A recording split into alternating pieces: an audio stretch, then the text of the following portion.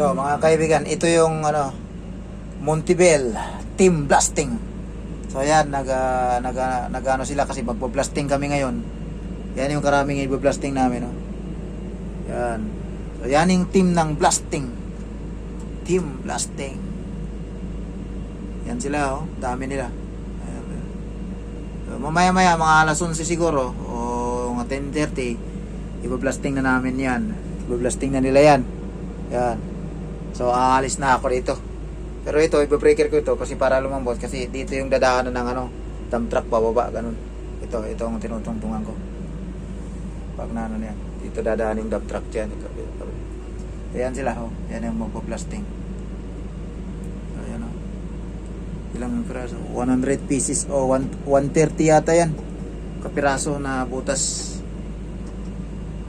Ayan, nilalagyan na nila ng mga ano. Yan sila magpo-blasting. Team blasting. Yan ang ginagawa dito, mga buddy.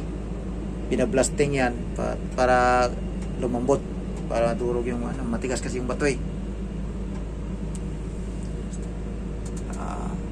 Sa mga nakakaranas dyan, mga kakaranas ng mga ganyan, shout out sa inyo. Nagtatrabaho sa mga ganitong ano, klaseng trabaho. Mamaya-maya paputukin na yan. So hanggang dito lang mga kabady. Ingat-ingat po sa inyo dyan.